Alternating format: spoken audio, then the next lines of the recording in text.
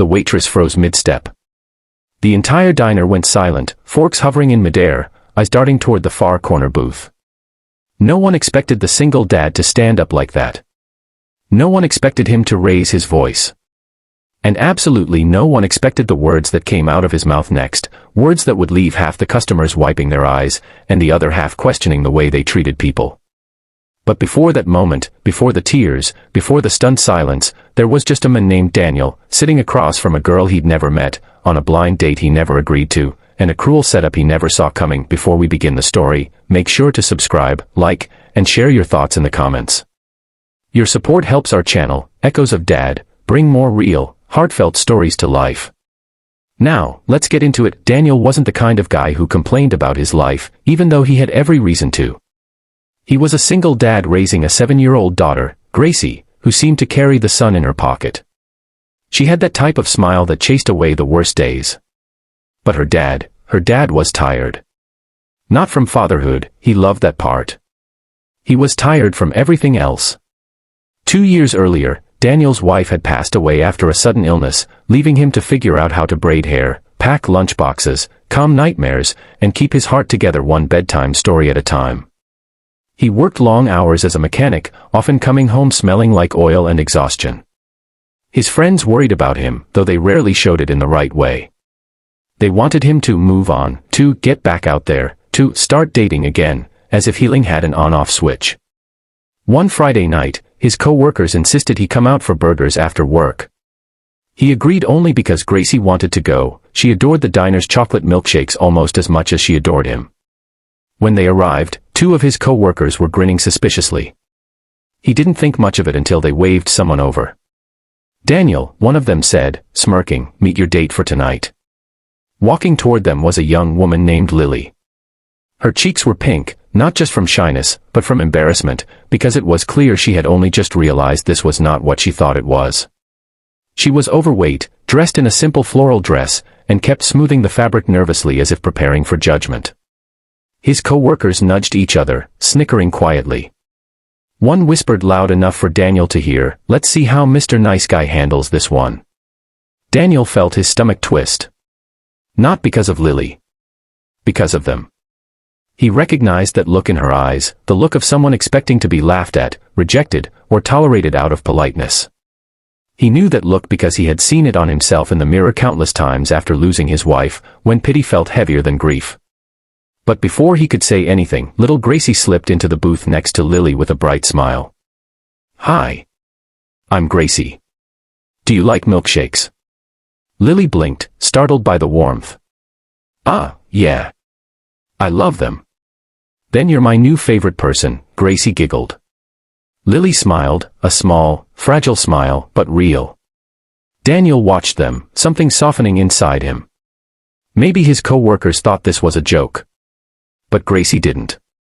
And honestly, neither did he. They all sat together. Lily tried to keep her hands folded tightly in her lap. Her voice trembled when she spoke. She barely met anyone's eyes. And every so often, Daniel caught her glancing toward the co-workers' table, where the smirking continued like a shadow over her shoulder. After a few minutes, Lily whispered, I'm so sorry. They told me this was just a friendly dinner. I didn't know they planned this." Daniel shook his head. "You don't have to apologize for other people's bad behavior." She swallowed hard. "I think they were trying to be funny." Gracie frowned. "It's not funny. Daddy says making someone feel small is something only small people do." Daniel hadn't remembered saying that, but he smiled anyway. The waitress approached to take their order, but Lily quickly said she wasn't hungry. Daniel recognized the defensiveness, the protective instinct of someone who feared being judged for what they ate. So he simply said, "We're getting 3 milkshakes.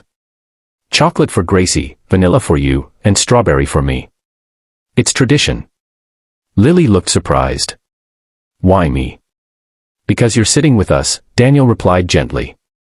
Slowly, the tension began to fade. Lily told them about her part-time job at the animal shelter, her love for drawing, and how she adopted a 3-legged cat who, according to her, judged everyone except me. Gracie shouted that she absolutely needed to meet this cat. And Daniel listened, not the polite kind of listening, but the kind that comes from genuinely wanting to know someone. But across the room, the coworkers didn't stop whispering. At one point, one of them even snapped a picture, snickering as he showed it to the others. It was then Daniel saw Lily stiffen, eyes dropping to her hands, her breath catching. He knew she realized what was happening. And the humiliation washed over her like a wave. She whispered, "I should just go. I didn't mean to ruin your night." And that's when Daniel stood up. That's the moment everything in the diner went quiet. He walked straight to his co-worker's table. They looked up, still half laughing. Daniel placed both hands on the table and leaned forward, not angrily, not aggressively, but firmly, with a kind of strength that didn't need volume. "You think this is a joke?" he said quietly. One coworker shrugged. "Come on, man. Relax. We were helping you out." "Helping me?" Daniel repeated. "By trying to embarrass someone. By setting me up without asking. By dragging a young woman into your little prank because you thought she wasn't worth respect." People turned in their seats. The diner hushed. "She's a person," Daniel said, voice steady. "A good one. And she walks into a room expecting to be laughed at because that's what the world taught her. And you just proved it again." His co-workers shifted uncomfortably. Daniel continued, "My daughter lost her mom 2 years ago. She's watching me, every day, to see what kindness looks like. She sees the world through the way we treat people. And tonight, she saw you mock someone who did nothing to you." He pointed toward Gracie, who was holding Lily's hand under the table. "She sees her dad protecting people. That's what she's learning from me. What do you think people learn from you?" No one answered. A few customers quietly clapped. Others nodded. Daniel didn't need applause. He didn't need praise. He just needed them to understand. He returned to the booth. Lily's eyes were wet. Gracie squeezed her hand like a tiny guardian. "I'm sorry," Lily whispered. "You didn't have to do that." "Yes," Daniel said gently. "I did." They spent the rest of the dinner laughing.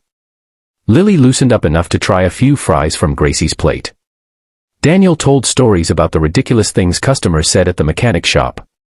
Lily shared sketches from her notebook, beautiful drawings that stunned even Daniel.